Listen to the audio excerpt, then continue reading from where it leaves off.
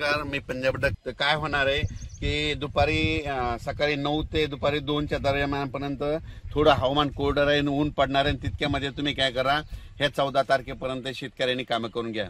कारण की 15च्या नंतर राज्यातला पाऊस वाढतच जाणार आहे. म्हणजे सांगायचं झालं तर पूर्व विदर्भ, पश्चिम विदर्भ, दक्षिण महाराष्ट्र, उत्तर महाराष्ट्र, कोकणपट्टी, खानदेश दररोज वेगवेगळ्या भागामध्ये पाऊस पडत जाईल. म्हणून हे प्राथमिक स्वरूपाचा अंदाज घ्यायचा आहे. उत्तर महाराष्ट्रासाठी खास करून एक आनंदाची बातमी की उत्तर महाराष्ट्रामध्ये 15 ऑगस्ट पासून म्हणजे 15 ऑगस्ट पासून ते 22 ऑगस्टच्या दरम्यान जोरदार पाऊस पडणार आहे. म्हणजे तिकडे ना तुम्हाला सांगतो 16, 17, 18, 19च्या नंतर चांगला अतिवृष्टी देखील काही काही ठिकाणी होणार आहे, मुसळधार होणार आहे.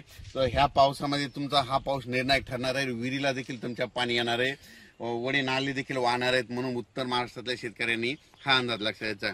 त्याच्यानंतर परत सांगू इच्छितो की मुंबई, पुणे, नाशिक, संगमनेर, इगतपुरी ह्या कोकणपट्टीच्या भागातल्या सर्व शेतकऱ्यांना सांगू इच्छितो की तुम्ही काय करा, म्हणजे तुमच्याकडे म्हणजे 17 ते 22च्या दरम्यान म्हणजे 17 ऑगस्ट पासून 22च्या दरम्यान मुंबई असो, पुणे असो, त्याच्यानंतर नाशिक, इगतपुरी या भागामध्ये अतिमुसळधार पाऊस पडणार आहे. म्हणून हे अंदाज लक्षात. मुंबईला देखील म्हणजे असा पाऊस पडेल की तिथलं काही काही ठिकाणचं म्हणजे पाणी साचण्याची शक्यता आहे. म्हणून हा मुंबईकरांनी खास करून हे म्हणजे 17 ते 22चा अंदाज लक्षात घ्यायचा. त्याच्यानंतर पुण्याकडे खूप पाऊस पडत असल्यामुळे तिथलं परत त्या नद्याला पाणी येणार, परत तळ्यांचं पाणी सोडावं लागणार.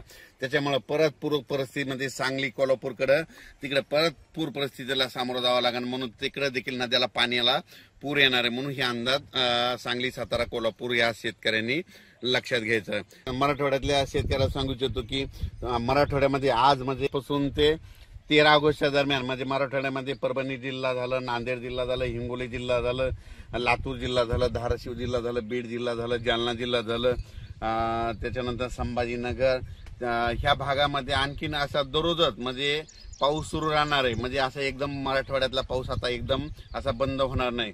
आणि सगळ्यात महत्वाचं सर्व शेतकऱ्यांना महाराष्ट्रातल्या सांगू इच्छितो की राज्यामध्ये मागच्या महिन्यात कसं समजा थोडी उघाड दिली होती, खंड म्हणजे 10-15 दिवस पाऊस पडला नव्हता. तर हे ऑगस्ट महिना संपूर्ण पावसाचाच जाणार आहे, याच्यात उघाड भेटणार नाही. म्हणून शेतकऱ्यांनी काय करायचं, जशी वेळ भेटत हे 14 तारखेपर्यंत शेतकऱ्यांनी कामं करून घ्या.